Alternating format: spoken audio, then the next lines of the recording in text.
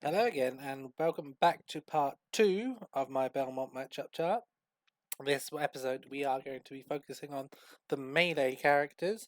Um, Apologies, I've just eaten a Snickers. Well, it was a Snickers, but kind of like the little knockoff Snickers. It was still very, very nice. So we're going to be tackling the melee characters, and then we're ending there, which means our first character is Peach. Um, I think we slightly beat Peach. Not a very good amount. I think if both players play perfectly, I think Simon and Richter just have that slight little edge. It's difficult for Peach to sort of get anything going if you're practicing and you're hitting all of your stuff. Um, the way she sort of likes to float at that short hop height, Simon and Richter can deal really well with, because if she tries to float away or be ambiguous, you just go lol forward air and hit her for it. And up B up shield is very annoying for her to deal with. So it's a matchup where you want to play like quite proactively.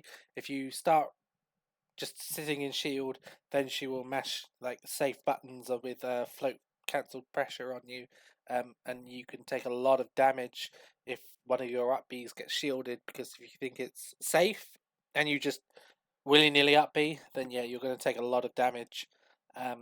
So definitely making sure that you're very on the ball. You need to mix in a lot of grabs or just retreat as much as you can. She's quite floaty, so once her float mechanic does go away, she has a hard time landing, and can have a hard time getting off ledge. She's kind of light too, which makes it quite nice. So things like rogue axes and back air can kill quite early, especially if they're trying to use float to mix where their movement is. If you catch a DI out on a back air, you can get really early kill. Um, and going high isn't really viable as other characters, because it takes her a while to get up there. So yeah, that's all like the good in the matchup. You can throw cross at sort of short hop height, and it would just discourage her from doing anything float wise. You can play really aerially and make sure that, with up angle back airs and forward airs, and if she has to commit to something on the ground, that can be tough for her. Um, but obviously, the character is just absolutely insane. I'm 0-2 with Carnage at this moment in time. Um, yeah, the edge guarding is very, very easy. If you ever have to up B, she can just run off and toad, and then you die. Turnips can snipe you from quite a while away. Um, yeah, turnips can snipe tethers quite easily. Um, and obviously she just you're just the perfect combo weight for everything she wants to do. If you just get like hit by a stray down tilt, or you just get turnip trained across the stage, you are just going to die. Um, but you've still got more than enough in the matchup.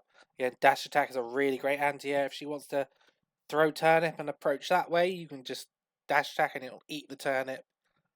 And once you've eaten the turnip, you'll just go through and hit her. The key is like if she hasn't got a turnip in her hand, you need to make sure that you're on her, because you can't let her just pull it for free. Um, and we do quite well, because if she has to pull it and run away, she gets cornered, and that could be quite tricky for her. Um, Also, the up throw up air works quite well on her, because she has to air dodge, because she can't just jump out of it, thanks to her like floaty U double shape. The way she double jumps is weird. So yeah, up throw up air works really well on her. Um, but yeah, just it's a difficult matchup, because again, like Donkey Kong, you've just got to play really, really safe and really, really solid. Because if you mess up once, just because of how Peach is, she will just obliterate you, and just your just stocks will just fly. But if you can get her ledge trapped, if you can call out her movement, if you can just smother her with big disjointed hitboxes, um, you can win this matchup. But again, just one of those where one mistake, one rogue combo, and she can definitely like win and snowball. So play proactively, just hold stage and smother her. Yeah, again, small stages work well because the smaller the stage, the less room she's got to run away and pull turnip and float cancel. If you have like Hollow Bastion, you can sort of sit under the middle platform. It makes it really tricky for her to short hop and use float effectively because she can't float too high, otherwise she'll just land on the platform. And then so she has to float lower, and that just leads into aerial pressure really really well. So yeah, that's Peach. Good matchup, just really difficult to play well and perfectly. Bowser next. I'm gonna go put again slight winning. I'm just putting these in alphabetical order at the moment. I'm not or number order rather. I'm not. I'll order them at the end as best I can. Again, Bowser slight winning.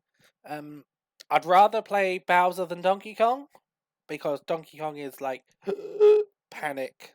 You know that the emoji like with Squidward. He's like panic. But Bowser is like kind of less panicky, but you can still just get absolutely blown up if the Bowser knows what to do. The big thing about this is Tough Guy because it will stop Holy Water working for a very very long time.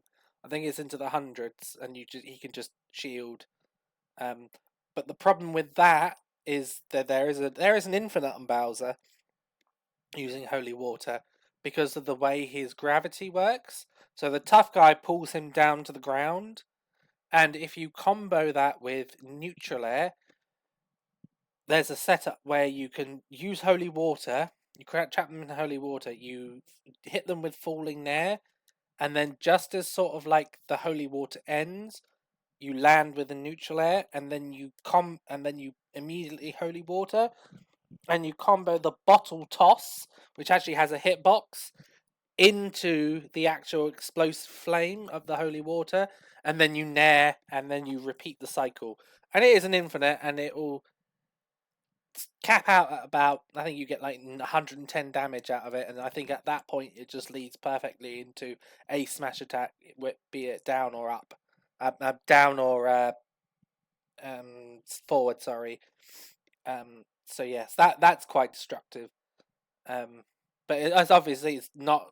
It's something you need to know. Obviously, if you're the Bowser player, you need to know if you're the Simon because you can rob a stock probably, but it's very difficult to just get a Bowser into holy water off by their own volition. They're just going to let you just sit there and do it, and the timing of it is really precise, very strict. But it's something worth mentioning about the matchup. So yeah, he can just sort of neutral get up through holy water, and you can't F smash him. He always has time to like pull up his shield. But you can just run up and grab him for it. So there's that. He's the biggest problem in this matchup is neutral's okay because again he's fast on the ground, but he can't punish you for hitting F tilt. And if he jumps, you've got to be ready for him. You can't just sit in shield and wait because obviously he's got command grab with his flying slam, and you really just need to make sure that you are outplaying the Bowser in neutral and making sure that if he jumps and commits, you punish him for it, and then you send him to ledge, and he can't get off ledge, and he takes ages to get off the ledge. Because if he starts winning those risky approaches that he's known for, then he'll snowball, and forward air off stage is an easy snipe really. If you're sent too far into the blast zone, you can just run off forward air and you really can't miss.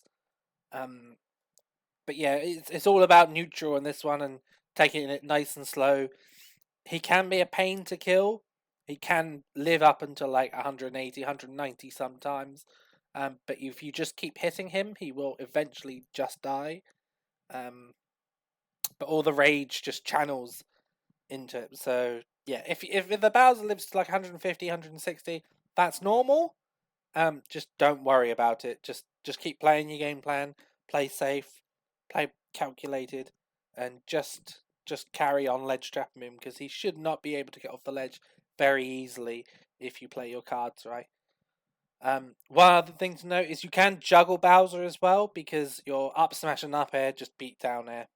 Obviously they're massively disjointed, so if he decides to Bowser bomb for any reason, well, not that they should be doing that, or if they decide down air for any reason, um, you can just up air or up smash. Obviously, up smash will kill super duper early. Up air a little bit later. Um, so yeah, that's the general matchup is just make sure you play around his tools. Up B, up shield should never be an issue because you can space all your moves. You want to again play react proactively. You don't want to let Bowser start mixing you up because if he baits an up B or if he gets a flying slam or anything, then it's going to be big trouble for you. And because all he needs is a neutral win or two, and the percent works for him, and he will start racking up big damage. Um, so just keep him out. He's big combo food. You should be getting like 50 to 60% on every stray hit, and you can ping him into cross. Neutral air works. So yeah, just play advantage. Play very safe neutral. Play very proactive neutral. Make sure you hit him. Make sure you win the neutral, and then just keep your advantage state and just don't get greedy for the kill because you will get to it. He will live for a while, and if you rip a smash attack and it whiffs, and you've suddenly got a 150 Bowser staring you down, and it's his turn to play, and you will die very very quickly, and you will get edge guarded very quickly as well. So yeah, that's Bowser. No real other tips or tricks really. Axe is really good for sort of hitting the 2 frame on his up B. Um, if he has to recover sort of super low, you can up B it and then just you can axe it, and then you should be able to just combo into forward air, and that should kill at about 110 before the axe hit. Probably about 100 before the axe hit as well. Most will try and sort of come at that 45-degree angle, which is really difficult. Edge guarding is again if you feel like you can do it, and if they're recovering lazily, and you haven't and you're not too worried about being stuck on the ledge, and you haven't done it, run a forward air is every now and then is good. Because if you can steal a stock at 70, 80 against Bowser, that's huge. And you only should be needing to do that once a set, really. Or certainly at least once a game to win. So, yeah, just be very aware of all of his tricks. But yeah, that's him. Oh, never down air if he up smashes. Yeah, if he's on the ground, don't try it because you will get up smashed if they read it correctly. So yeah, don't think I have anything else to say about that. Fairly straightforward matchup. Less scary than Donkey Kong, but still just scary in general. But you should win it if you play your cards right. Next one, Ice Climbers. Ooh, big win. Big winning. Yeah, it's Ice Climbers. They're this is a really bad matchup for them. Really good for us, because they're all about getting in, um, dealing dealing damage, blizz walling. Really good up close, but again, they're not really good at weaving around projectiles because they're not the fastest. Their disjoints are just almost non-existent versus like Simon. There's never an issue of getting out disjointed by them. Um, they are still scary if they hit you to zero with the 0 to deaths because that's just the character, right? If you do get hit by that random blizzard, they jump over a cross or something, and they blizzard you and they side B you and you grab, and they do the shenanigans and you end up off stage and into a forward air spike. That's just the Ice Climbers, right? No matter who you are, you're probably going to be susceptible to that no matter. So the character can still cheese you, and the character can still juggle you with up air, you will take 60 if you get hit into the up airs. And they can obviously desync their blocks, the ice blocks. So if you get like forward tilted off stage or whatever, or back air off stage, they can desync and then use ice blocks, and sometimes that can just be game over, GG's, because the alternate timing. If one misses you, the other will probably hit you, and they just continually spiral. So yeah, you can die in this matchup. You're not impervious to dying. Please don't think that. Oh, but quality's dead. Um, Again, just play tipper whip range, or just slightly outside of tipper whip range. Jumping is a commitment for them again. And if they land, they're typically going to land with side B. And if they side B a distance away from you, depending on the auto cancel height, you might be able to get a cheeky down angled forward air. Once you hit them, all chaos breaks loose. All chaos breaks loose because they just have no good way of getting off the ledge. Nana and Popo get hit in all different ways and are never at the same percent, just because of how our moves work. Holy Water, dash attack will just given different percents, depending on how they shield. One might just get shielded. One might shield an axe, but if the other climber doesn't shield in time, they get poked and they get sent flying off. You can also do the thing I would recommend, just going after Nana 100%. If you split them up, kill Nana immediately. Like, you've got so much time if you split them up, because you can just hit Popo once or twice away and then just straight after Nana. And if he wants to run off stage and down and up B and belay to ledge, fine. Now you're going to get off ledge. Again, neutral get up shield isn't the most reliable thing for them, because Nana shields like a frame or two later, which doesn't sound like a lot, but actually, when you've got a moving hitbox like Axe or Holy Water, that one or two shield difference can be the difference between you hitting Nana and killing Nana, or you not killing Nana. The other thing is Axe and projectiles. If it hits Nana, it will enter hit lag, and the projectile will last longer. So if they try and drop shield thinking, oh, it's already hit Nana, it will hit Nana, and then they'll drop shield and it'll hit them as well. Just your standard combos work really, really well. Just play super safe, super campy. Lots of whip to keep them at bay. Forward tilt. Don't need to cross unless you're at more than typical whip range, because what you don't want is them to start to jump over the cross and blizzwall you or side B you, and then it becomes a whole issue of that you were caught throwing a projectile too close to them. Yeah, generally, once you hit them, the matchup sort of just plays itself. You push them to ledge, and they can't get off. If they jump, again, it's just difficult for them to ever even touch the ground. Active moves like dash attack is not too bad in this matchup, because again, if they try and drop shield that a little bit too early, you can clip one of the climbers and hit them. But yeah, play neutral very, very safe. Tipper whip range, if you're going to use projectiles like Holy Water or Cross, slightly outside of tipper whip range. Just look out for side B, depending on how they space it. Sometimes you don't even have to punish it. Just, reset the distance, and they have to try again, really.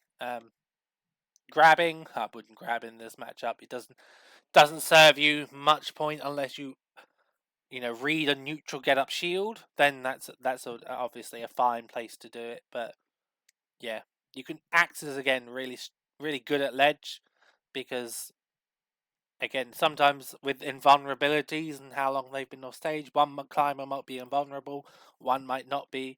One might neutral get up and shield the axe, and the other one might just get hit by it. You just got to play really reactive. But again, Ice Climbers matchup, super simple. Split the climbers up, go after Nana. If Popo runs at you, sometimes you can throw cross at Popo. If he's on the other side, if you forward tilted him and he's across the other side of the stage, sometimes you can just throw cross after him and he has to just sit there and shield or jump, which is slower for him, whilst you continuously beat on Nana. And once Nana's dead, it just becomes so much easier. I mean, you don't even have to go out and edge guard if you don't want to. It's Sopo, but you know how Sopo works. They always seem to play so much better once they get Sopo. So yeah, I think that's about it for the Ice Climbers matchup.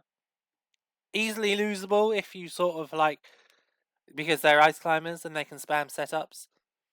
But if you don't get hit by the setups and you're smart about how you play, it should be a really easy matchup for you. Just play disciplined and play safe. So yeah, I don't think anything else I have particularly much to say about this matchup. Landing sucks for them.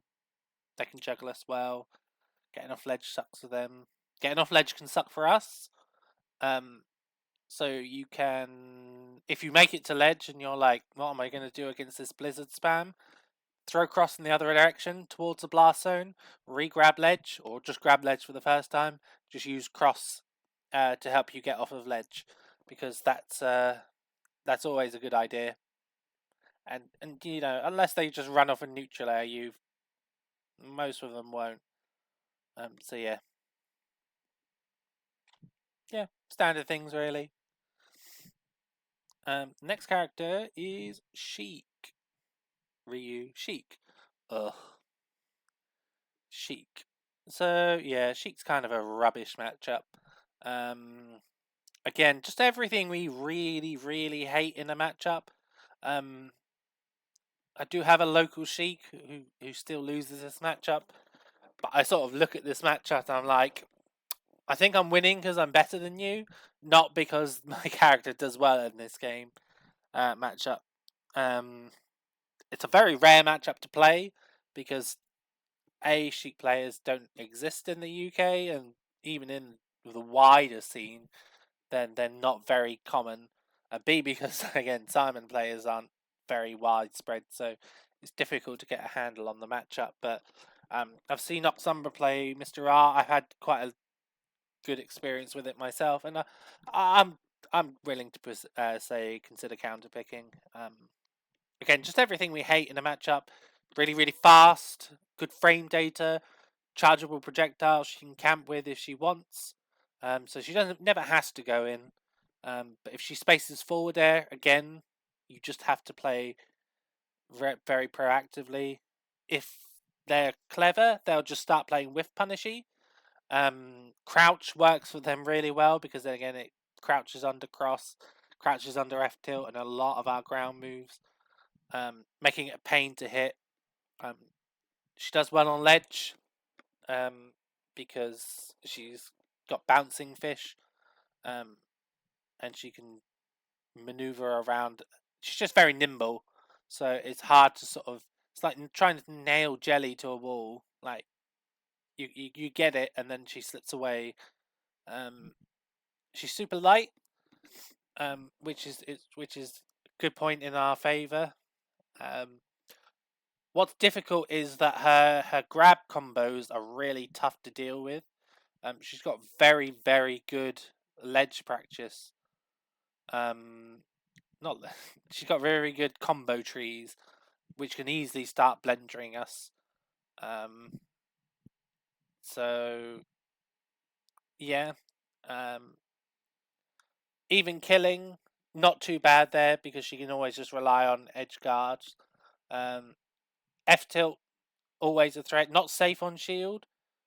But yeah, I think the thing is to remember that her tilts don't combo into anything at 0, and she's mainly fishing for fair into grab because that'll give her like the biggest reward, because fair into grab is just lots and lots of damage for us.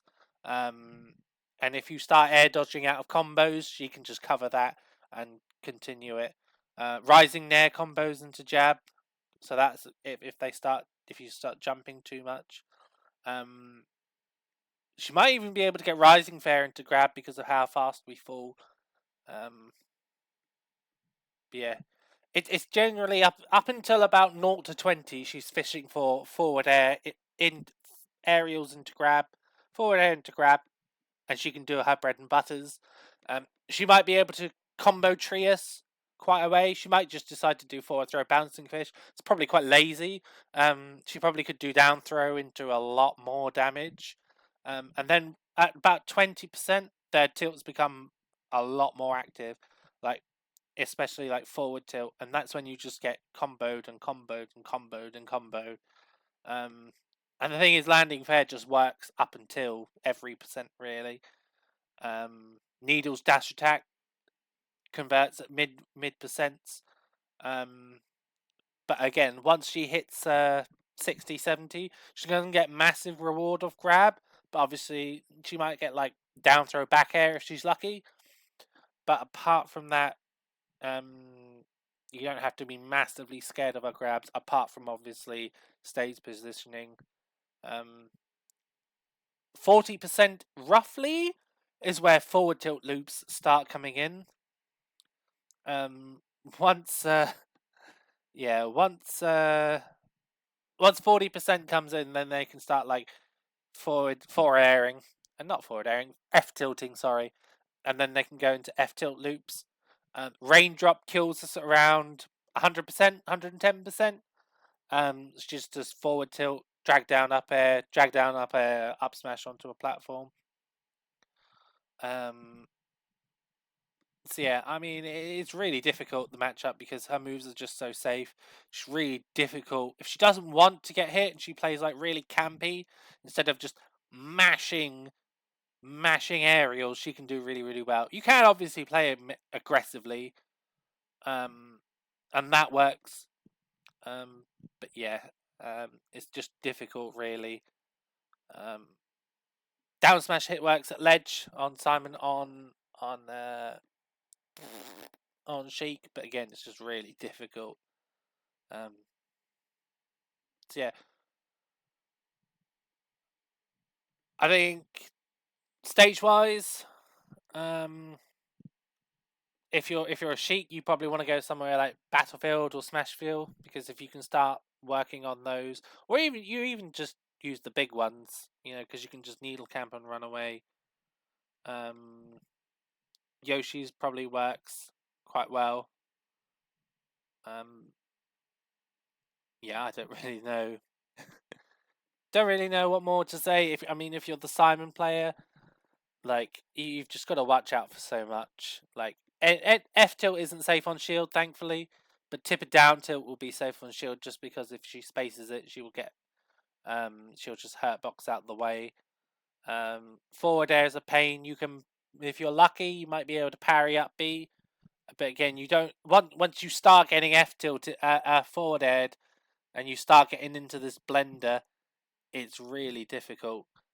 And then if we're off stage, needles at any point will just kill. If we're off stage, because they can do like F tilt drag down forward smash or down smash. I think it is. It's one of the two. Um, whichever sends it like the shallower angle is probably the worst. Then they just have to just full hop needles off. They don't even need the bouncer fish. They can just yeah. If you're the Sheik player, you just want to get them off stage, combo them with all of your, because everything will work. We're a frame 3 air dodge with no special outs. We're the best combo. We're the best hacky sack in the game. But yeah, if the Sheik players just do their bread and butter combos, it's difficult because you just take so much damage, and then you've got to somehow kill her. You've got to find a setup somewhere. Ledge trapping is difficult because, like I said, bouncing fish, she can potentially try and gimmick you with vanish, but I don't think that really needs to be done. It's difficult hitting her with back air just because of a small stature in general.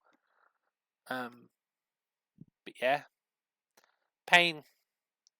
Consider counter picking, in my opinion. Anything's winnable. I think it's it's one of our more winnable matchups that I'm putting in this tier. I still obviously don't think it's good, but yeah, definitely one of the more winnable matchups. That's counterpick worthy. Oh dear. Um, and then we've got Bad Sheik, Zelda. Zelda's winning. Um, the only thing you've got to worry about in this matchup at all is Phantom. And that's it. If you completely shut her down and be super aggressive, or just be like in the range where you can punish her for pulling Phantom, there's not really a lot that Zelda can do. Because it's like, what can she do? Dealing with Phantom is the most important thing.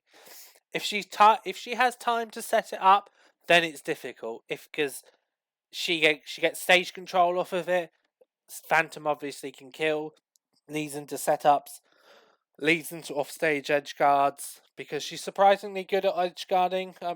Dins can burn a jump or an air dodge. Then she just has to tickle you with Nehru's Love or excuse me, neutral air, and that will just ping you off.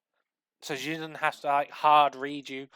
Lightning kicks send up for massive offstage pressure. Um, but yeah, apart from that, really, the only thing that's the worst thing ever to deal with is Phantom. Once she's in advantage and she's got Phantom, it's suffocating. Um, but apart from that, she's got nothing else really. I mean, from our point of view, lightning kicks out a shield are fine because if you space your aerials properly, she's never in a position to do it. If you're within tip of whip range, or even just slightly beyond that, she can't pull Phantom because as soon as she starts, you just react and just run in forward air, down angled, and you might take it stage 1 or 2 Phantom, but she gets hit a lot further than you, and now she's got to play. Nehru's Love is annoying. You can't just mash projectiles. This is more of a whip matchup where you're just constantly whipping her down. Because obviously, if you start smashing projectiles, she can throw them straight back at you. Once she's on, once she's on ledge, difficult again for her to get off. She's got no real options to contest you and at that range. Um, so as long as you're the only thing she can potentially do, if you're like very greedy with a projectile, is she can up B past the ledge into you. If you're like getting too happy and throwing a cross, for example, or an axe or a holy water and trying to set up for something, she can up B into you and reversal you. But aside from that, if you just play without with more whip than projectiles, you can win this easily because she struggles to approach. She can't pull Phantom. She's got no options of getting in. Once she gets in, she hits hard. But again, where's she getting in? What moves she getting in with? Like it's not neutral air. It's not any of your kicks. She down tilt is whatever. Like she shouldn't be in down tilt range. It's completely relying on Phantom. Um, you can play it one of two ways, really. You can either decide to sort of be aggressive and more and make things happen and smother her, and that works, or you can just wait for her to pull Phantom or get in that range where she can't pull Phantom, and then just wait for her to approach you. No, both are completely valid. I know I spoke to Noxumbra about this a year or two ago, and and I said I just like to run at them and do things and make sure they pull Phantom. And he was like, oh, I just like to sit outside tip of whip range and make sure he doesn't, make sure they can't pull Phantom, and then they have to approach me. I was like, either way works, because if you space your moves, you can't get punished. And Zelda's approaching exactly with what. But yeah, just Phantom things. But yeah, pretty simple matchup. I hope Zelda's better in the next game. Let's go to Educated Mario. Big. Do I want to pick big winning or winning? I'll put him in winning for now, and then I'll talk it through. Because again, he's kind of one of those ones where he's Luigi but worse because he doesn't outright kill you with like 60,000 buttons. But his edge guarding's kind of solid, and Sheik is annoying, but not that annoying. His main game plan is going to be Pill, which you can either, if he approaches with Pill behind it, you can either A, dash attack through Pill and hit him. If he follows, obviously if he doesn't follow, don't do that, otherwise you will get punished. The better one is again just to be a bit more proactive, and if you think he's going to jump and Pill, jump and back air or jump and forward air, because you will go straight through the Pill and you will hit him, and again stuck on ledge. Mobility is just very terrible. So if he does get hit, he can struggle in the matchup.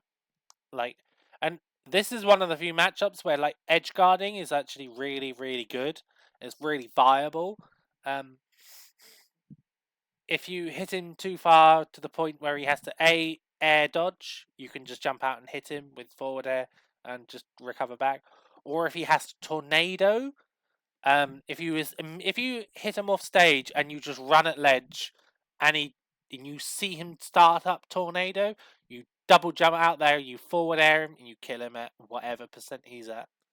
And if he goes low with it, you can just run off and run off near the end lag, and he dies at whatever percent. You don't strictly need to like ledge trap in this game, in this matchup. It is one where you can be a bit more aggressive off stage, and I would encourage you to be a bit more aggressive off stage, because if he makes it back, that's an opportunity that you've wasted. Obviously, risk reward it. You need to make sure he's far enough away to where he just can't dupe you and get to ledge anyway. But yeah, as soon as he hits tornado button, or as soon as he hits that air dodge button that he needs to get back, you run out there, you double jump forward there, you make it back to stage, and that's stock every single time. And you could probably just win the whole set by doing that game plan. So yeah, game plan wise, again, just keep him away, keep him out, tip a whip range.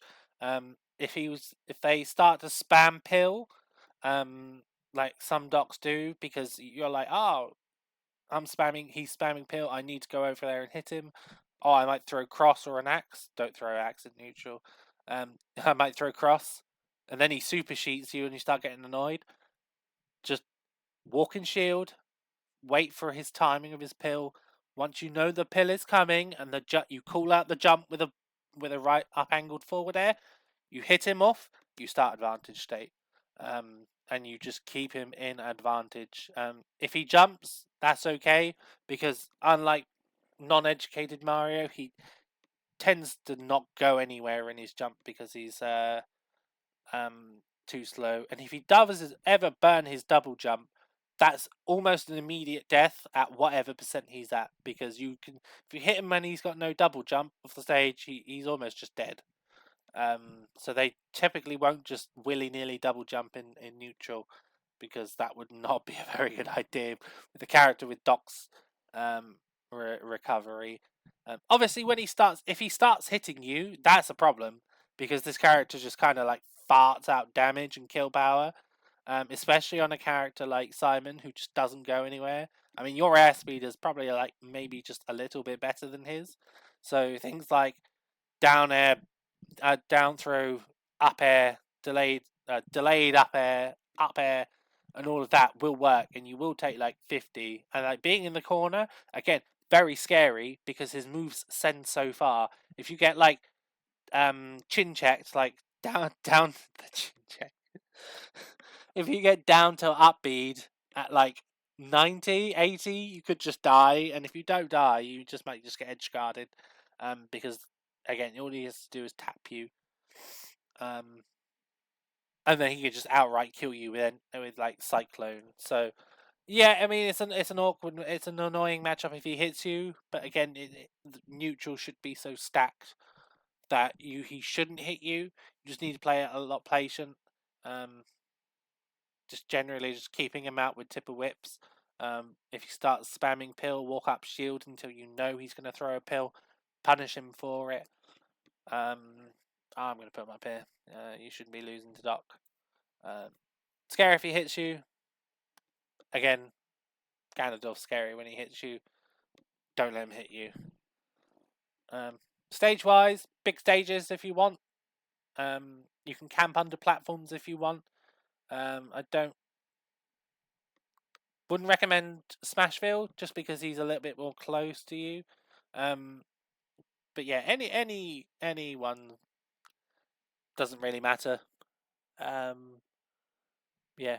No, the only other thing is if you do let him make it back to ledge, Holy Water can 2-frame quite well if you space it properly, because again his up B is like a Mario up B, where he sticks his hand up and that can get him into quite a lot of trouble. But apart from that, don't just go willy-nilly spamming cross. Again, another whip matchup where you want a lot of your pressure and your follow-ups to come from the whip. Not a projectile matchup, because if you start getting things reflected, you're losing stage control. You're losing your opportunities to get them off stage, and you're losing your opportunities to win the game. So, yeah, a lot more whip in this matchup. Definitely a whip matchup. So yeah, up air kills. Still blows my mind that a Docker Mario up air kills. So yeah, next one, Pichu. Come over here. Get over here. I'll put with slight losing. You would think, looking at it, that Pikachu down here and Pichu up here makes no sense. But the big thing is that Pichu can't afford to camp with Thunder Jolts, so he has to be more aggressive by his design. Really, he gets more reward out of being aggressive when he hits you. But if you camp really, really, really hard and you just commit to being super, super lame, it can be difficult for Pichu to hit you. Once he hits you, game kind of plays itself. He just does the Pichu combos. But outside of that, if he's taking however much percent damage from, like 1% every Thunder Jolt, if he's recovering and he has to take 3% recovering, it all adds up. And like on a character this light, one of our big problem is like killing randomly or stray hits. But if you're a light character and you keep killing yourself because you keep getting hit, you can pretty quickly find yourself in a situation where you're at like 70-80%, and you could be looking at like death in the next hit, because Belmonts do a lot of damage per hit on all of their moves, and even their like 2-3 hit combos do a massive amount of damage. You're looking at like 30-40% from like 3 or 4 hits. So yeah, like big amount of damage. And every little bit adds up, and because he can't Thunder Jolt camp as effectively as Pikachu, it makes it a lot harder for him to win. But again, all he needs is that one hit where he just starts like comboing you like a hacky sack. Edge guarding again is pretty good for him. Thunder, forward air, back air lasts forever. Thunder Jolt can edge guard. Has no problem like stealing a stock or sealing a stock with like a rogue forward smash. You need to be like very, very like on it with your techs. You need to DI up a lot, especially on things like neutral air at like 60%. If they neutral air you at 60%, you need to be ready to tech. Otherwise, you will just get jab locked and die. Same thing if they like run at you with Thunder Jolt. Pichu's like to like full hop and Thunder Jolt into you, and then they follow it, and because the spark sends you into tech chase, you can just like dash attack through that. Just be like, okay then, whatever. Again, the neutral air, a lot of his stuff isn't safe on shield, so you can just up B it. Especially if it's rising neutral air, which he'll go for. Again, if he lands with like back air or forward air, both of those are just like up Bable, and that's he took 21% from like landing on you with a back air, which is one of his best moves to like looping and lightning and confirming. So the whole running around, spamming down tilt, up tilt, and neutral air doesn't kind of work when the character just doesn't let him get in. And like I said, the more you're damaging yourself, the easier it is for us to kill you because you're light, and just a stray move here and there is tough. But yeah, certainly very doable for you for Simon. Certainly a good matchup for Pichu. Just can be a bit of a struggle for him because of how the game sort of panned out for him. Bless him. Bless his little cotton socks. Don't think I have anything more to say about Pichu. You can litter the ground with projectiles. You know, you can use whip as well. Um, just camp up. You know the vibe.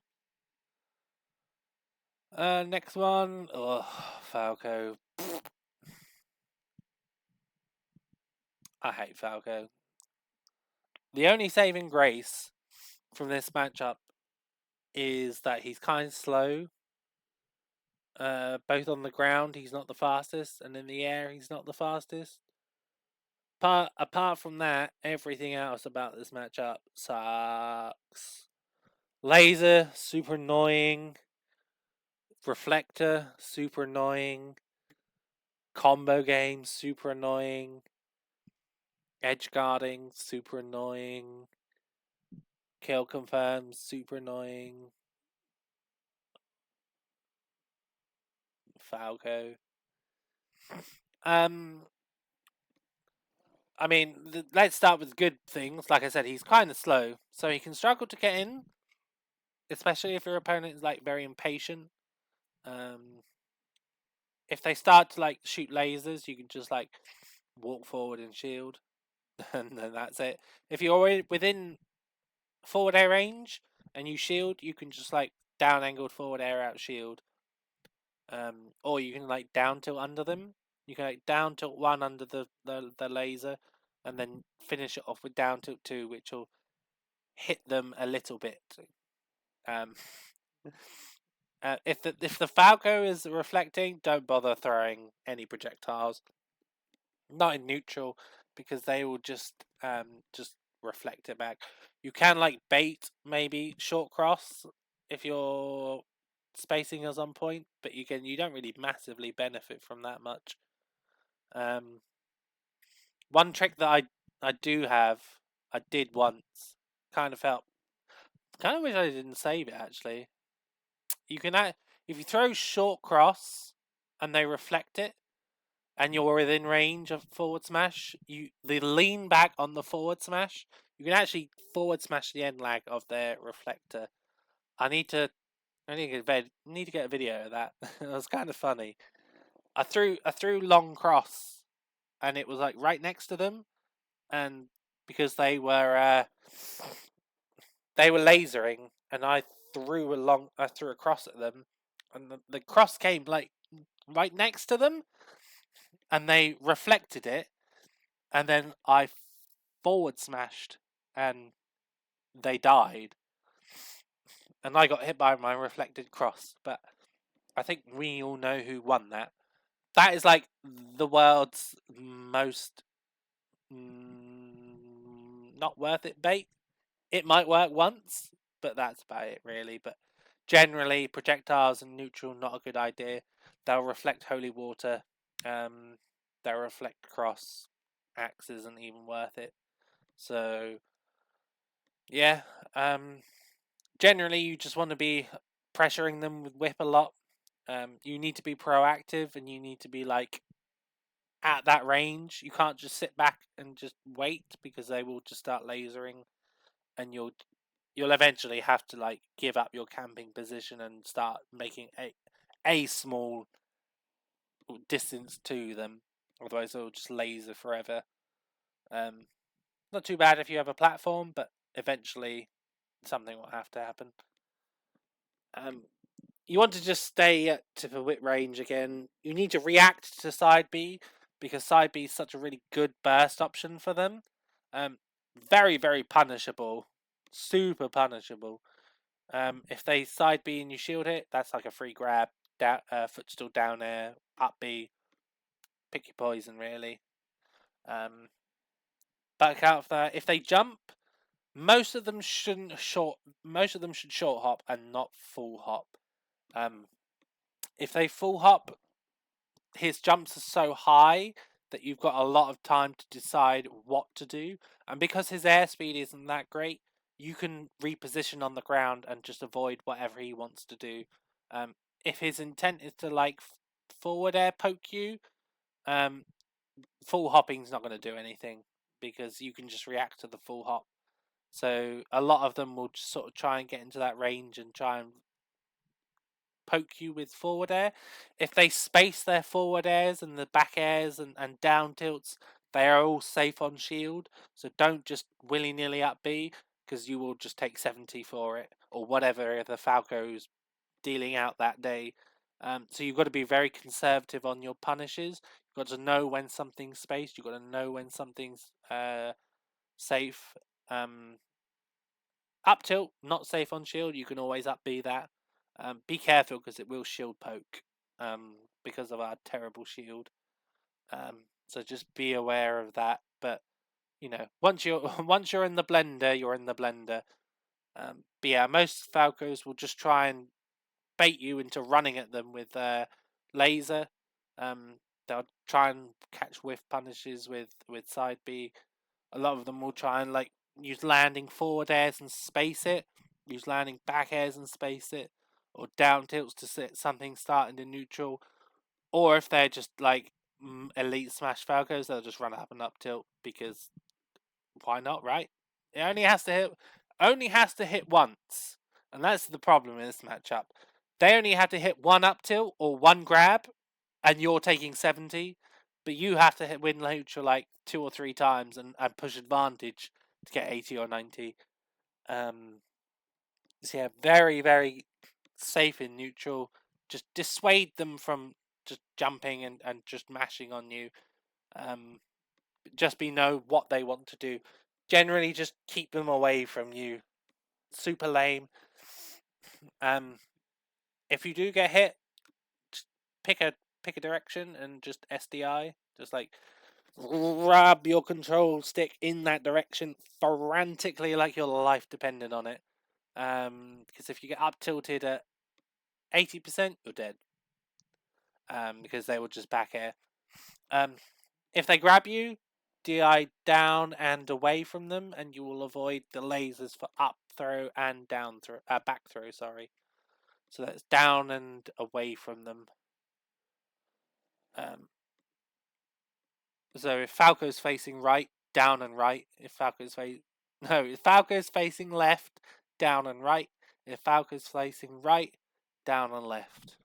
And you will avoid both lasers for up throw and back throw. Edge guarding again is super annoying. That might be not a lot you can do. I would always, again with all my recoveries, once I'm hit, hold up and in. It doesn't matter if you die like 3% earlier if you hold up and in, because if you're not going to make it back to the ledge anyway, it doesn't matter. So yeah, up and in, and you that gives you the best chance of a survival because the higher you are, the more mix up you have. But if you have to tether low, then it's difficult. Getting off ledge not too bad. His ledge trapping is just okay. Just be aware that they like to. A lot of his stuff is down air short up auto cancels, so a lot of them will bait you to like they'll do a down air, and you're like, oh, I can neutral get up now, and then the move will have ended and auto cancelled. and you're stuck in front of a Falco in shield, and you've got something to do. So, yeah. Once you hit Falco, it's not too bad as well. You can punish him quite a while. Again, it's really hard to exploit his recovery as well as other characters do.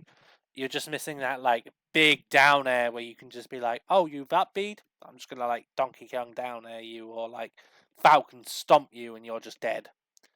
If they get lazy and illusion to ledge, again, just like Fox, you can just forward smash. It's a very easy timing, but again, you've just got to. But again, most players won't do that. Most players will try and like go low, and that's the time you use your projectiles. Mostly holy water, because if they can downbeat cross, they will, and if they downbeat axe, like some will like ledge shot, double jump down B, and axe will like chunk your shield and probably kill you at 70. So like, be very aware of like if you of throwing axe at all. More of a whip matchup. Just be genuinely very patient. See how they like to get in, combat them, keep them out as much as you can. And yeah.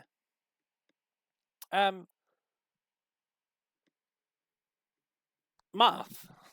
I might as well just do Lucina as well, because I mean, they're the same character. I know she's technically a Smash 4 character, but they're so similar. Up at Marth and slightly winning, just because he's not very good. And then up at Lucina and even.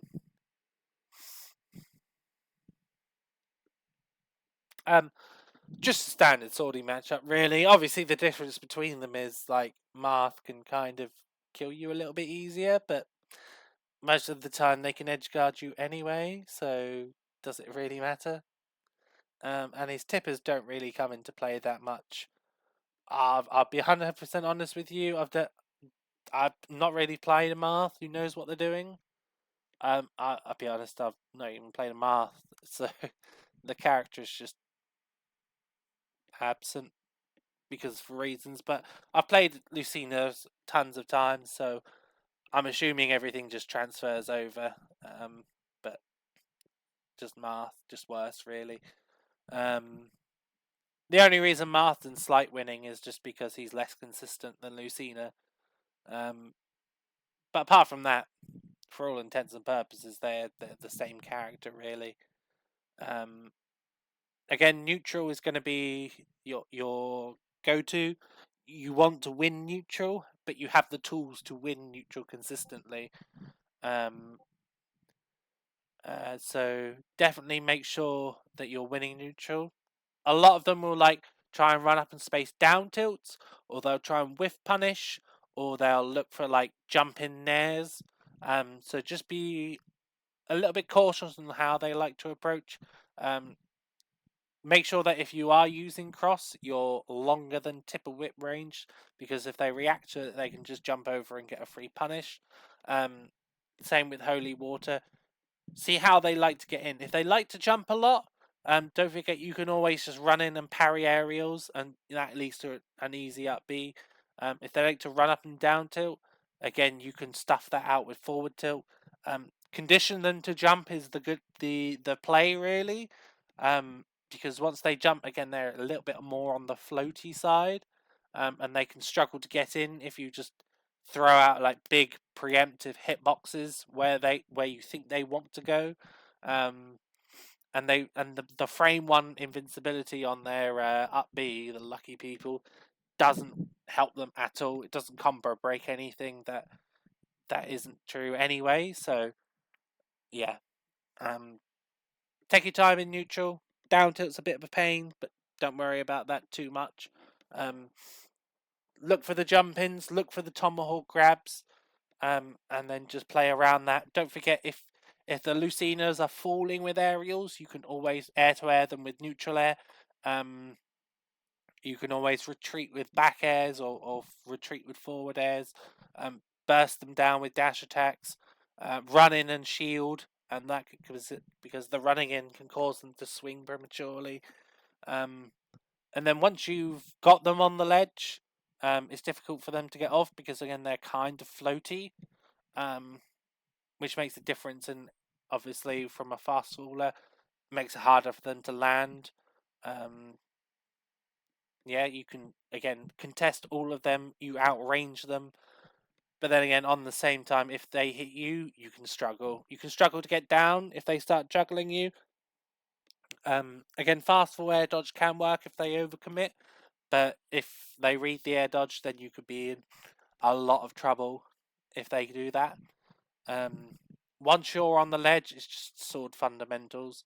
Shielding's always a very good answer, but of course they do have a shield break. So you've got to be very wary and react around that. If you're never sure, again, you can always throw cross to help you get off the ledge. They will be keen edge guarders because they are like that. So again, make sure you're DIing up and in, and figuring out how they want to recover. You can always tether swing low instead of like instantly reeling to ledge, and mixing up with up Bs, going high with up Bs. So edge guarding is always a factor for them. And again, if you're just out too far, they will just capitalize on that and kill you. But you should be able to fend them off if you don't have to air dodge. You can throw cross towards stage if you think they're coming out, and that can fend them off. If they wait for that though, then they can just if they wait for the cross, they can come and grab you at a later point. But generally, up being towards the ledge is never a bad idea, unless they can just run off and counter. But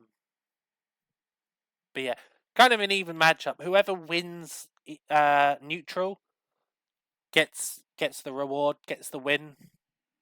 But it's just difficult to win neutral as both players. Really, you've got to really be very, very patient.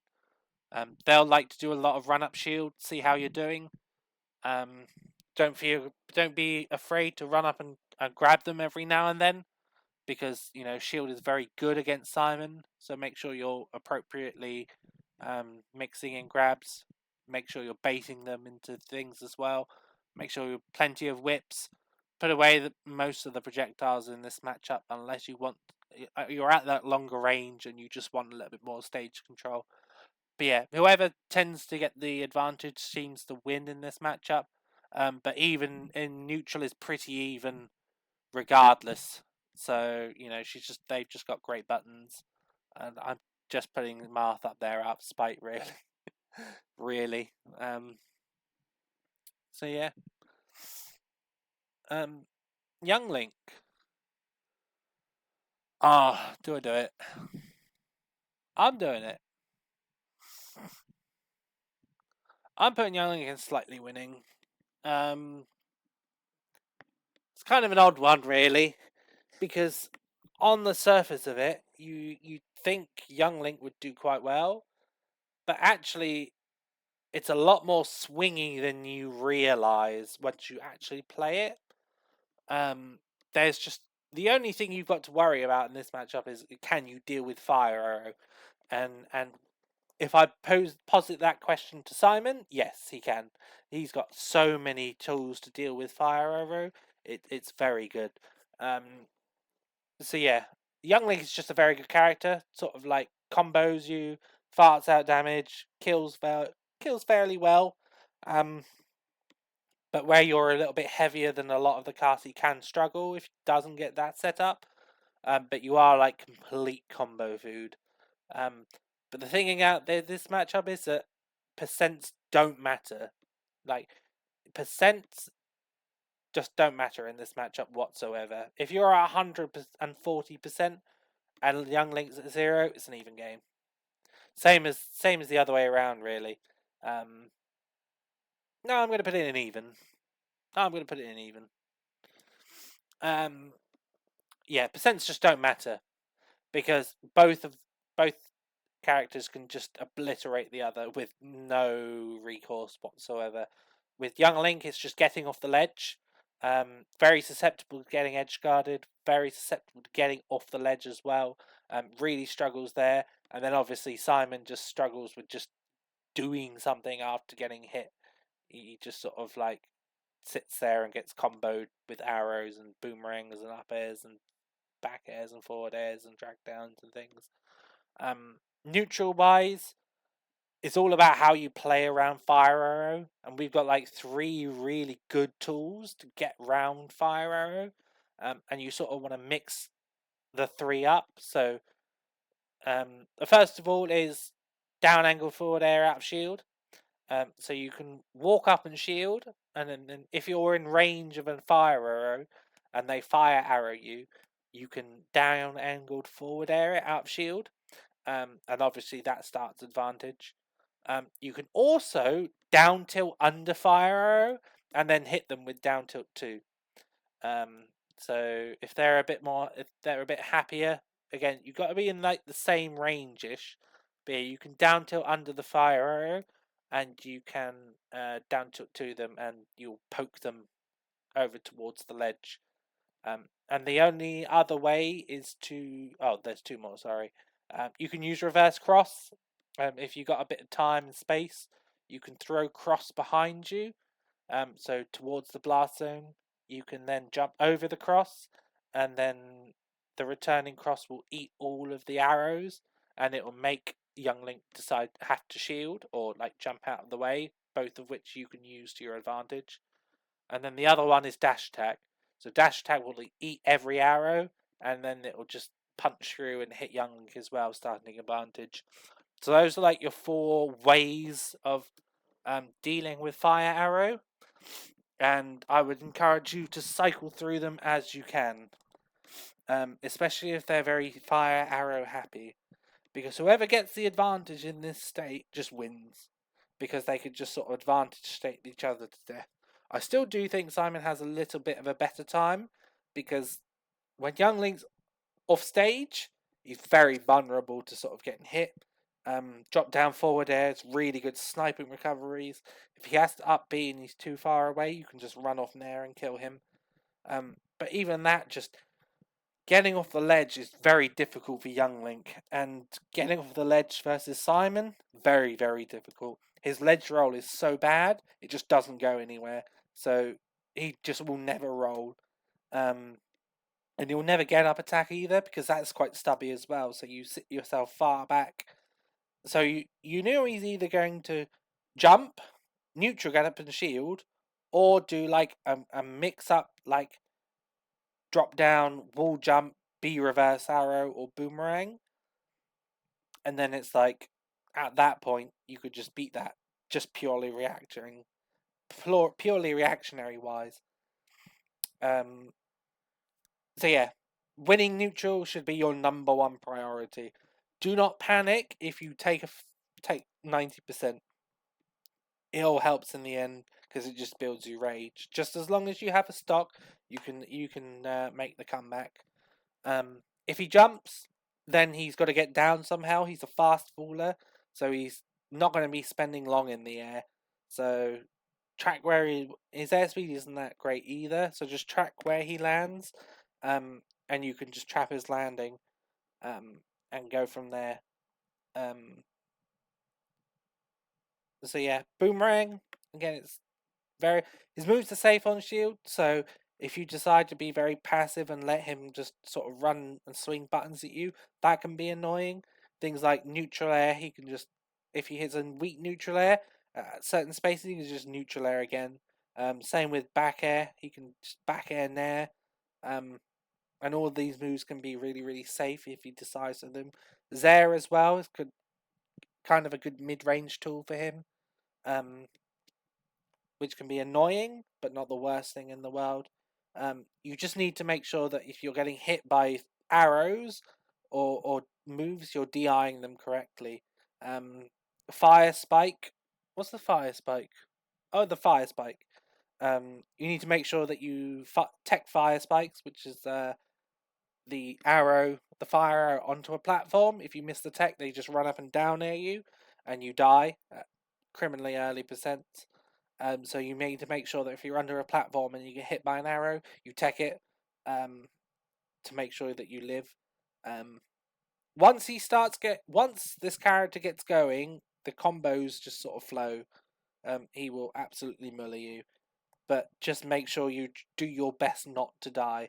If he up Bs you after like down tilt up air, down tilt up B, you can SDI it. You just mash up and away and mash air dodge, and you will get out. I'm saying like 9 times out of 10.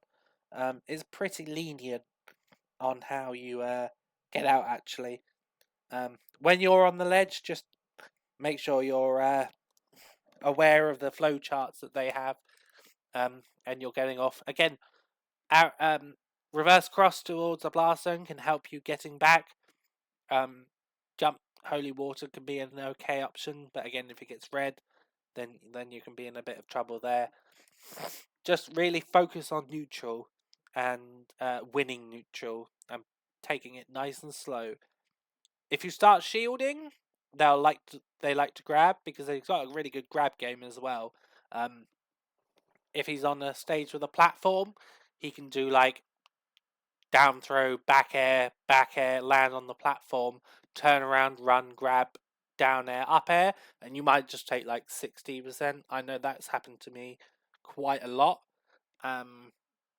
So yeah, just think about how you're going to play around Fire Arrow, and be aware of the counterplay that they start to put in. Grab is risky for them, so you can always bait it by walking up and shielding, because if they notice the habit, they can run up. But if you're ready for it and you spot dodge, you can get whatever you want really. Holy water, just do whatever really. Yeah. Yeah, like I said, it's a super volatile matchup, very even. You're not ever out of it until you are dead and you have no stocks left, because all it takes is just for you to hit win neutral once, and they could just die. Their disadvantage is really bad. Their ledge options are very, very bad. Like I said, they've literally got the option of neutral get up into either shield or fire arrow, or they've got jump into somehow land.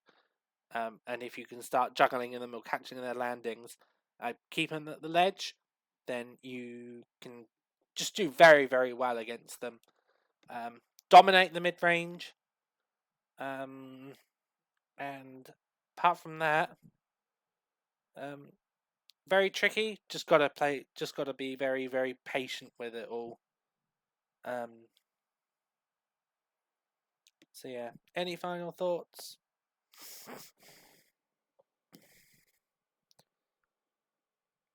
Not really.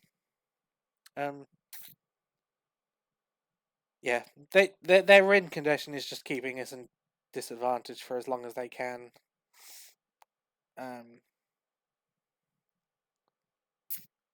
They're never gonna like use a projectile in the corner, because you can just sort of muller them for it.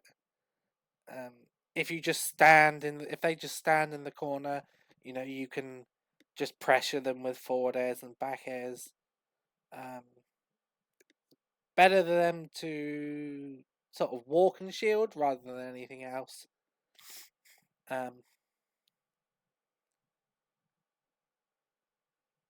Yeah.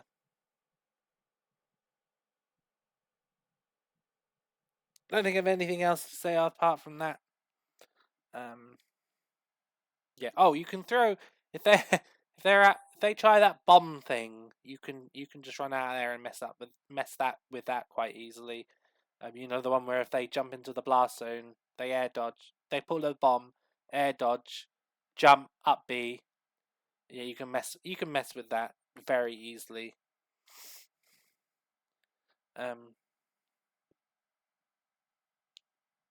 Yeah, I think that's about it. Average kill percent for you should be at about 100%, 110. You shouldn't be dying sub 100. But yeah, stages: ban PS2, ban Town, ban Kalos, ban FD if you can. Avoid long, big, flat stages, because that will allow Young Link to mash projectiles as much as you want. You want close quarters. You want close quarters as much as you can. Definitely avoid the big long flat stages. Platforms to work with. Anyone will do. Anyone will do. Hollow, small battlefield. Smashville. Any of those will do. So, um, so yeah. Next up, oh, I think this rounds out the Zelda characters, doesn't it?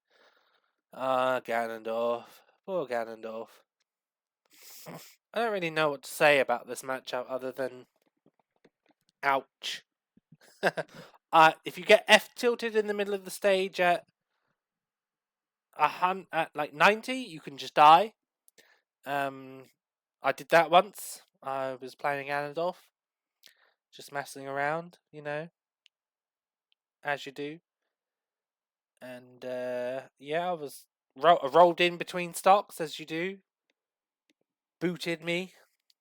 I died. I just couldn't get back. I checked my percent. I was at like 104 after the forward tilt, and I just died.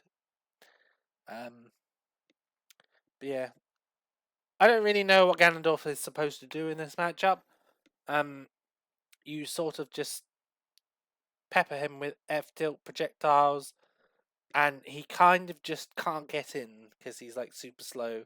His best options are side B, which is like really reactable, and also outspaced by F tilt, which is difficult for him to deal with. And then he's also got Wizard's Foot, which is again, if you're at the range that you should be, it's very reactable, and then honestly, very, very punishable.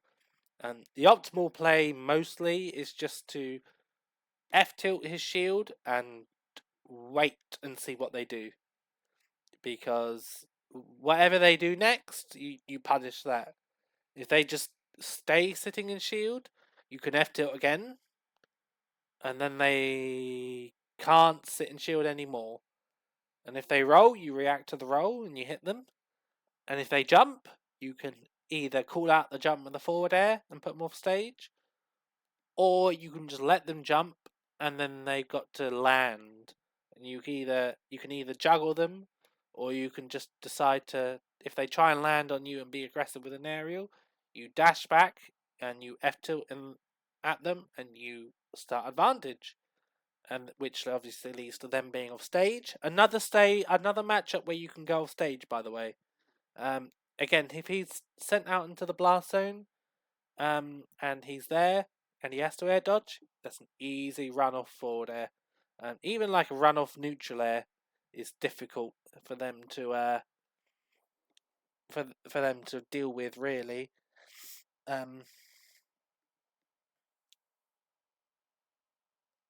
I'm trying to think about what else to say, really. Like, his ledge hang's really annoying. He will not be able to be two framed by forward smash or just hit on ledge hang whatsoever. So if Ganondorf just sits on ledge and waits, he is pretty much untouchable from all of your moves except Spaced Holy Water. Very descending Holy Water, may I add, has to fall off the ledge to hit him. Or Axe. You can't F smash him, you can't down smash him, can't do anything. So, but yeah, just super safe pressure. F tilt, forward air, back air are the main ones. They're very safe when spaced. Cross is the main projectile. Holy water can be used like as a buffer, because if you think they're just like dash dancing, it can be like holy water, and then go from there. Difficult for them to actually do anything. You just have to look for their burst options, really.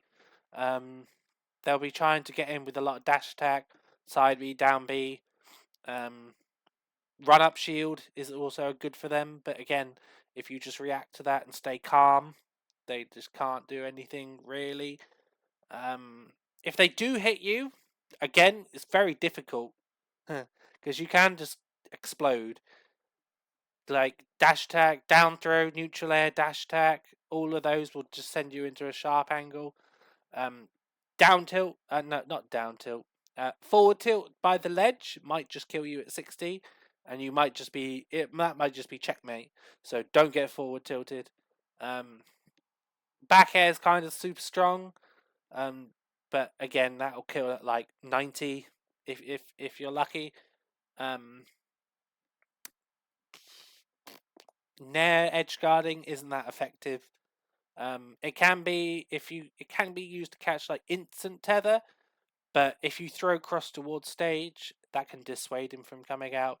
But to be honest, your Ganondorf is probably going to try and edge guard you, because if you get back on stage, that's kind of really bad for him. I can't think of anything else. If they're on the ledge and they're just waiting and they're not winning, you can just wait. Um,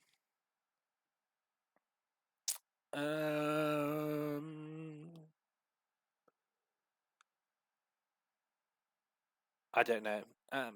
Yeah, if they're ever forced to double jump, you should just be out there and hitting them. I can't think of anything more to say about this matchup that just isn't just absolutely dogging on Ganondorf. Oh, up air is kind of an annoying move to deal with off stage. Ganondorf's up air, because that sends a pretty brutal angle. But yeah, that's it for Ganondorf. I'm sorry, I don't have anything more to say. Right, we are almost at the end game. 4 left. I don't even want to think about how long this video is. Oh my goodness, I feel sorry for you guys. Mewtwo is next. Oh, this is just going in a big fat even. Yeah, an annoying matchup for sure. It's kind of like Samus, but then he's got a little bit of, he's got more tools and he's got more mobility than Samus, which makes it kind of harder in neutral. But then the trade-offs is that he's just less explosive in advantage, I find. And things just like ledge trapping are worse. He's obviously lighter, which is worse for him. He's big, which is worse for him. I think somebody made the joke that he's Dr. Samus, which is kind of funny, actually. I should find that person. Educated Samus. But no, Mewtwo. Yeah, I'll put it in even. It's kind of a weird matchup. You can definitely smother him and keep him at ledge and keep him in the corner and keep him just bottled up. But at the same time, he can just like hit you and deal a lot of damage with you. Obviously, I play Grisius a lot. Don't think I've played a few other Mewtwo's online. But yeah, matchup's kind of weird. You definitely like kind of you will more than likely be. It depends on the Mewtwo you get, because against the campier Mewtwo's, you've sort of got to go and make something happen, because you can't just throw projectiles at them because they've got confusion, and that will send them back, and they can just sit there and throw shadow balls at you, and you kind of have to just to deal with that. The same rules with shadow ball apply with Samus's charge shot. Anything under half dash attack and forward tilt will eat. Not too sure about mini shadow balls dash attack will eat. I'm not entirely confident about about dash attacking a middle level one, but definitely like mini shadow balls, like just the mini ones I like throw and run behind just for a little bit of stun into something. You can definitely dash attack through them and punch through. But the big shadow ball you're gonna have to deal with. You're gonna have to do something about that. And the most important thing with that move is trying not to let them have it. So you're more forced or pigeonholed into a more pressure whip heavy sort of sort of play style, because if you start letting them camp and charging up big shadow balls, that's a problem, because you've got to deal with big shadow ball, and dealing with big shadow ball isn't easy for Simon, because you essentially need to like roll through it, parry it, or jump, and none of those options are particularly great to deal with the outcomes, because if you shield it and they start putting pressure on you with like forward airs and mixing up confusions, that's annoying because you're on the back foot. If you jump, you've then got to land. Um, that's annoying because they can start juggling you with up airs or up tilts or catch landings. And then if you roll through, you can just get that can just sort of be dealt with. So yeah, neutral wise, you want to be sort of more on the aggressive side, just walking forward, getting into that tip of whip range. If they want to come to you and scrap, then you don't have to do that. You can just sort of sit back, and if they want to run at you and be like, "I'm just going to run at you," then fine. You've got the buttons to deal with that. You know, the forward tilt will stuff them out, and they'll be like, "Well, I can't approach from the ground. What about from the air?" And then they realise that trying to get in on you once they've jumped with their floaty nature is difficult for them. Because if you just sit there and let them forward air your shield, which is very very safe, or just do confusion mix ups, again it's difficult. But if you're willing to be proactive and just sort of swing, dash back and F tilt, call out their jumps with a neutral air, and do all of this, then it can be difficult for them. If they want to sit back, it can be difficult for them, because then obviously you can just corner them, and it's really difficult for them to get out, because again they've got no great escape options from pressure. It's actually a very funny pun, because his his ability is pressure. Uh, it's 10 o'clock in the evening. I've done 2 videos today. I'm off. Yeah, he has no great way to escape pressure. He can teleport behind you.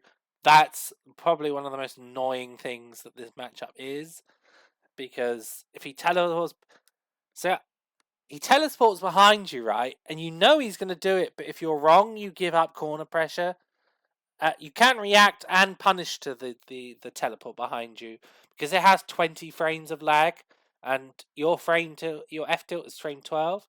So if he teleports behind you and you're not mid move, you can just flick your C stick in the direction of him, and you will just ping Mewtwo to the other side of the stage, where you will continuously ledge trap him. It's difficult for him to get off the ledge because he's such a big body and he's so floaty, and his double jump sucks. He's got one of the Peach double jumps where he dips first and then jumps, which makes him really susceptible to the up throw up air. So getting off the ledge is really difficult for him, but at the same time, if you overcommit and you whiff a move, you're eating a big punish, because his advantage state can be quite decent.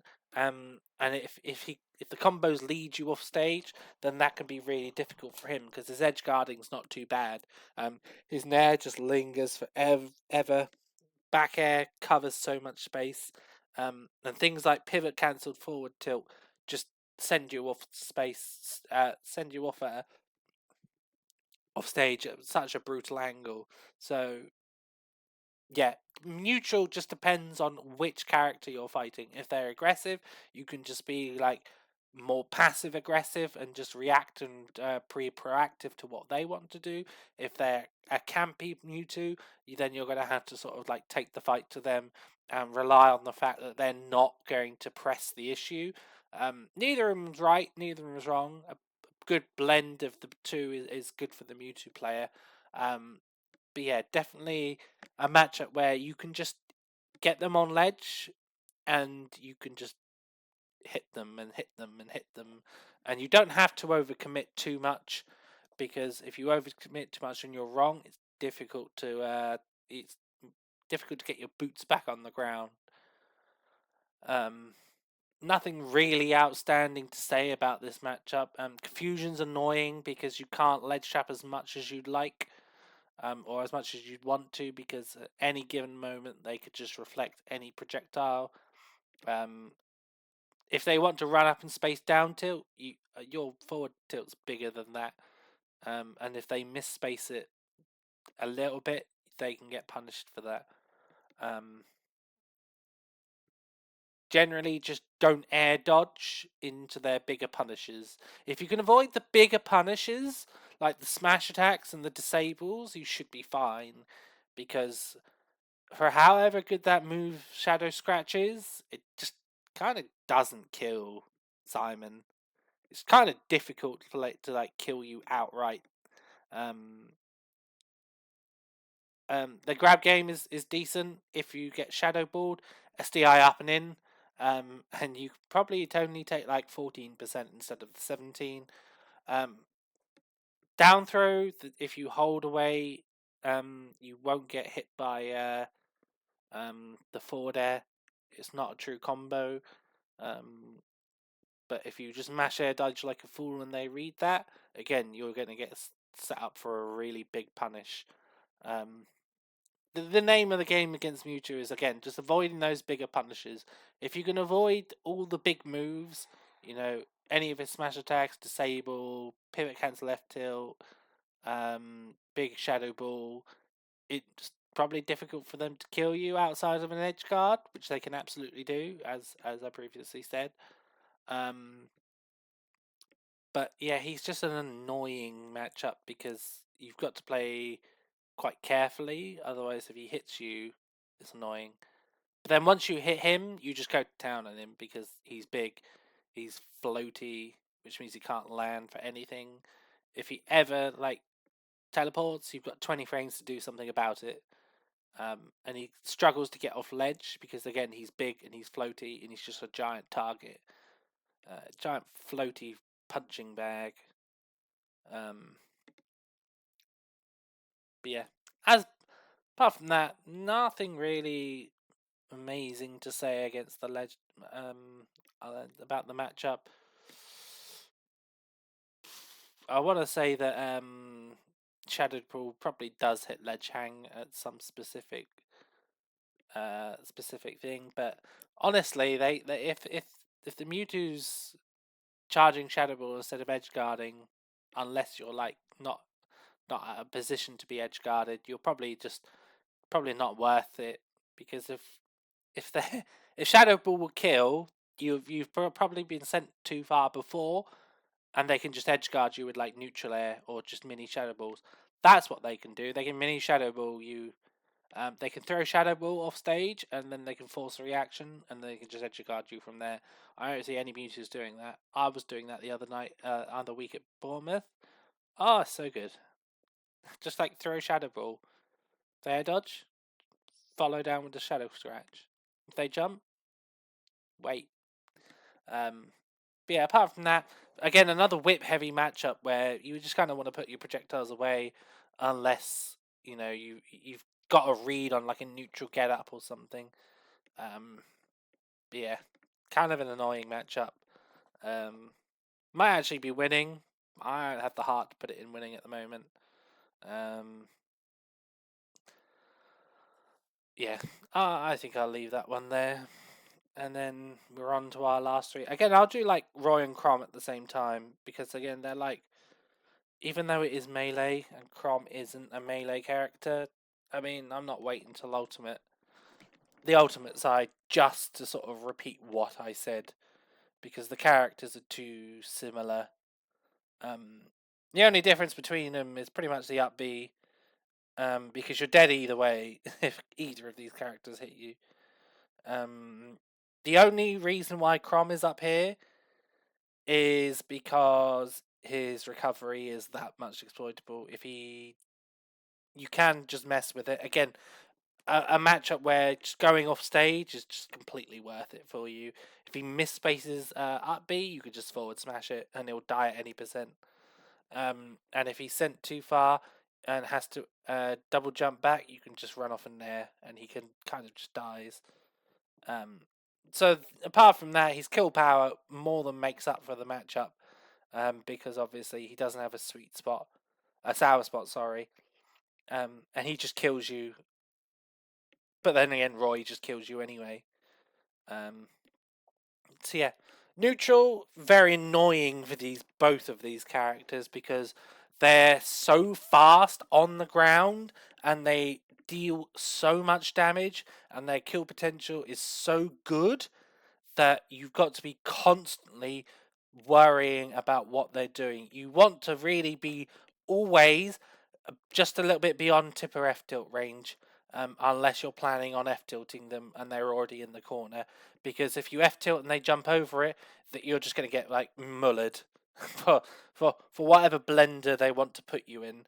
You need to be on point with your parries, and you need to be on point with like knowing when they're going to land and grab you. And you need to be very good at switching gears between defensive, offensive, proactive, reactive. You need to be constantly be like moving between the three, because if you just play one play style, they're going to figure out really quickly and they'll just adapt, and then they'll murder you for it. So you've got to be very, very careful about what you do, and which gears you're in, and make sure that you switch around appropriately, because the less the less predictable you are in these matchups, the easier it is going to be for you. Because once you get your hit, you deal as much damage as they do. They just have a little bit easier time killing, just because of the billions of setups they have. Um, Neutral will mostly them just dash dancing, looking for an opening, either you know running neutral air, running grab, um, short hop grab, or just an above option where they just commit to nothing. They don't commit to an option. They just commit to movement in order to bait you. Because if for example, if you play defensive and you get baited, if they jump in and you immediately like up B and they jump away, or they empty land and shield, oh, you are taking so much damage. That's a lot of damage. So you need to be, if they're playing those bait and punchy games, you need to be not afraid and be like, oh, you're not going to swing here. I'm going to like put my big boy pants on and I'm going to jump and neutral air at you.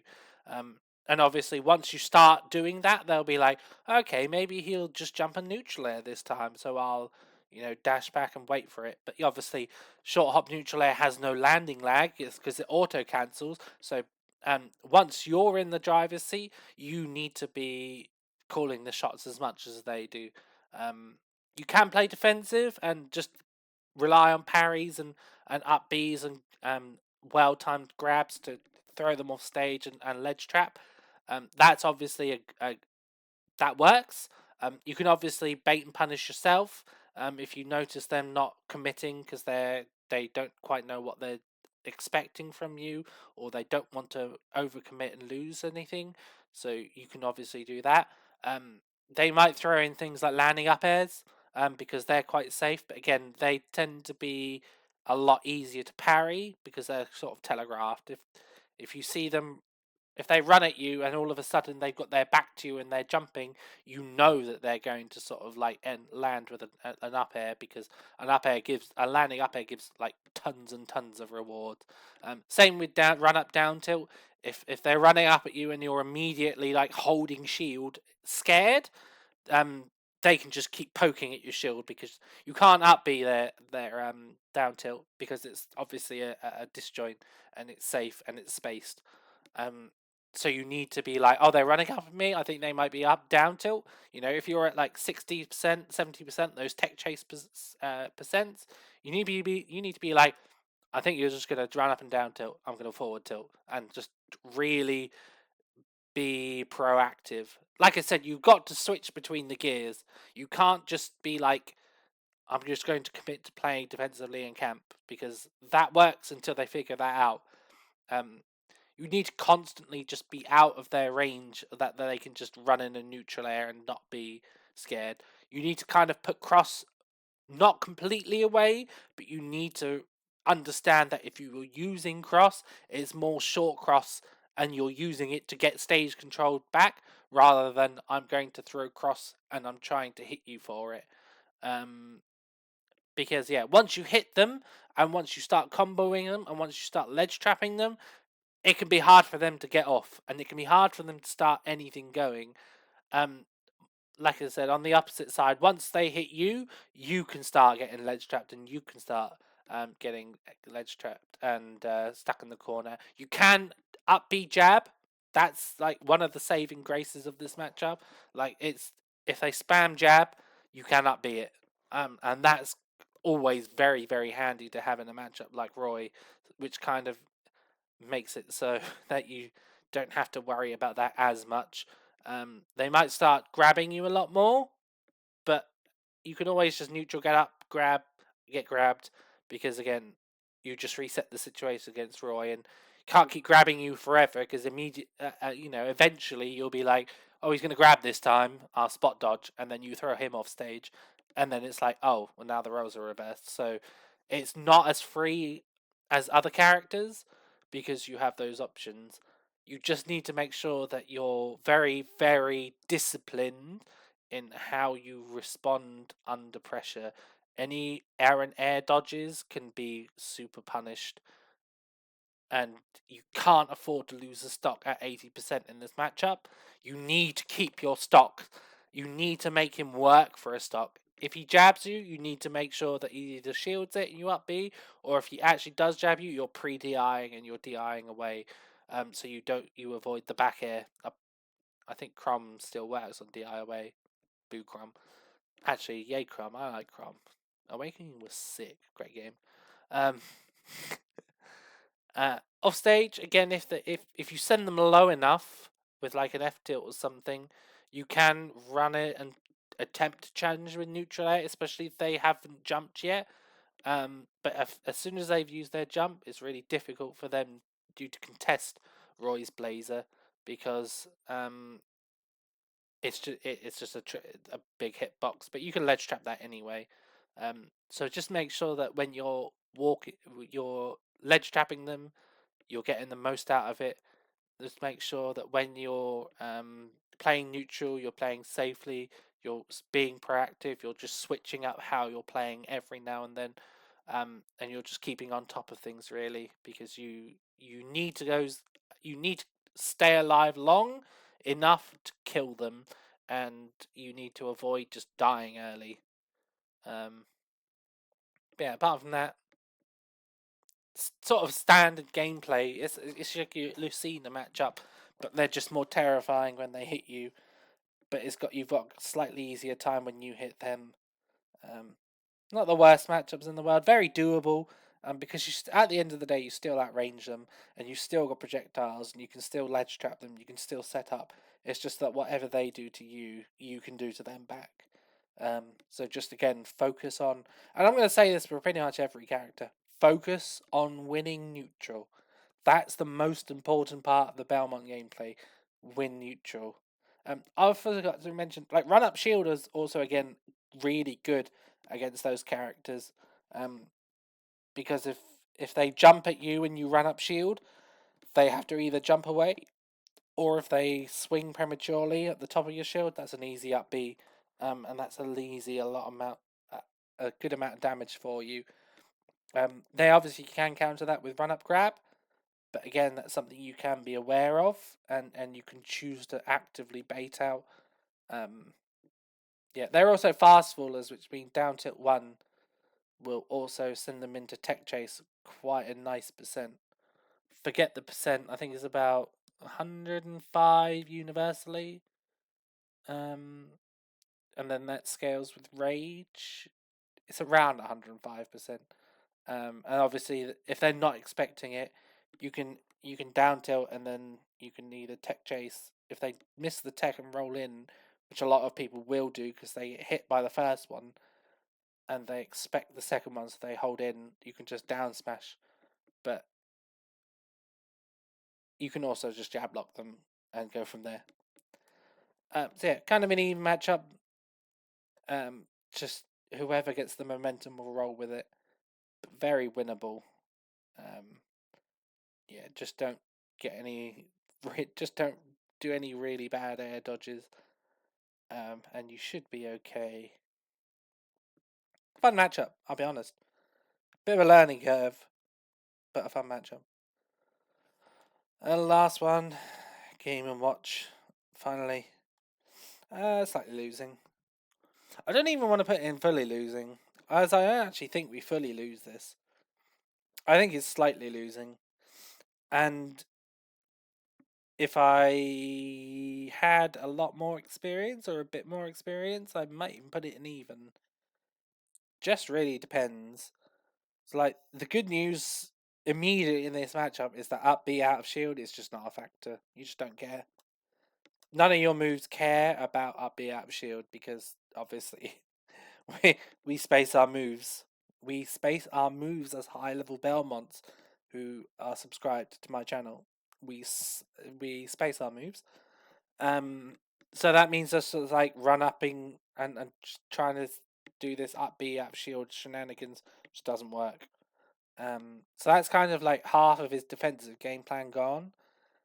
And the other half is that we've got really big normals. So if he wants to do things like run up neutral air, you can just like dash back forward tilt, and then congratulations, you kind of won neutral. And then they have to think of another way to win neutral, which can be difficult for them because again, nothing is safe on shield unless it's super spaced. Like back air is not safe on shield if spaced, but doesn't really do much for Game and Watch. Dash attack again is a really good answer to jump ins. If he's just jumping willy nilly and you've got a read and he needs to land, you can dash attack him. Up tilt, for the first time I think I've mentioned that move this game. This tier list actually. Up tilt will always just beat key. So if they dice like descend on you with key, you can just up tilt. And they're just like, how do I land? You can also up air it for easy kills, and you can also up smash it for even earlier kills. Obviously those two are harder to hit, but yes. Or you could just attack it from the side. If he looks like he's gonna down air, on top of you, you can just like hop back and holy water where he's going to land, and that's a free hit on him. So juggling him is quite effective in this matchup, and he dies very early from Be Gone. It's like a 68, the up throw up air. It's like a 68 to 70% window. It's kind of a low window for him. It's just very light and dies to stray hits as well. But obviously, the other side of the matchup is that once he hits you, he just got blended you. It's like if he does at all hit you, you're just completely blended. And like edge guarding, super rough. Bacon again. Cross can help you out against Bacon. Um, if you throw cross away from the stage, tether, and you somehow manage to get through all the bacon, it will eat all of the bacon, and it will force Game and Watch and Shield, which means you can get up neutral, get up into, or you can just jump, get up if you want to. And he should have his front to you, so you don't have to worry about turtle. And then you can just do whatever you want from there, be it shield, neutral, get up, F tilt, down tilt, whatever. It can be difficult for Game and Watch to get in. Sorry, I'm talking about his advantage state. Yeah, once you get in, like juggling with up air, really, that's just tough to get past. You can kind of contest it with neutral air, but due to its flicker hitbox, it's not the most consistent thing. And where we're so slow in the air, we might just take like 60 damage if you want to try and get down the normal way. The only other way is to try and get to ledge, but again, then you run into the problem that you're trying to get off ledge, and Game and Watch is baconing you, or like he's running in and grabbing you, or doing whatever he's doing. So the advantage state from Game and Watch is really difficult to deal with, but on the flip side, once he's on the ledge, it's difficult for him to do anything. Bucketed Holy Water doesn't do anything. Might make an addendum to this. I will put it in the Put in the description if I'm wrong, but I'm 99% sure that bucketed holy water just does like nothing. It just won't kill you under like 100. So you don't have to particularly worry about that. And if he's got a full bucket, that means he can't reflect cross or axe or holy water, which means you can use them for his ledge trapping. Um, so yeah, bucket is not actually as bad as a reflector as you'd think it would be. You can use it to gain stage control. If you're in the corner, or if you think you just want more space, or if you want to close the gap for whatever reason, you can just throw cross, and if they bucket, you've got enough time to just short hop over the cross. Probably not going to punish, but you've got more stage to work with really. Unless yeah, you can also be really good at two framing his recovery, because his two frame's really bad. So if you get a holy water at the right spacing, he might just clip him, and you can just forward smash him, and that can kind of suck for him. Same with axe. If he has to up below, you can clip his two frame with axe, and still like getting off the ledge as Game and Watch isn't really easy for him, because again he can just like neutral get up, but if that doesn't work against Simon, it's his ledge trapping. Most characters can't tell the difference, but as soon as you see movement, you're just sort of like, well, I'm just gonna forward tilt. So yeah, F tilt on reaction is quite nice, and he dies quite early because he's quite light. Again, not a terrible matchup actually. Again, one that could be an even if I played it a little bit more, or if I had like more top level data. But I just think at the moment it's kind of like safer to put it here, but it definitely could go up. I definitely don't see why it couldn't be. We have the range to contest him. We've got the ledge trapping to contest him. He messes us up just as much as we mess him up. But the problem is with this matchup, I just haven't seen it.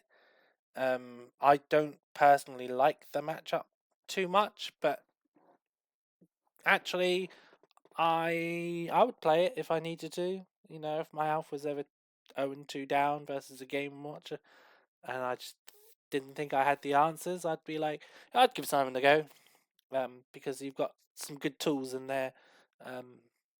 So yeah, I think that will round out my melee section tier list plus Chrom and Lucina.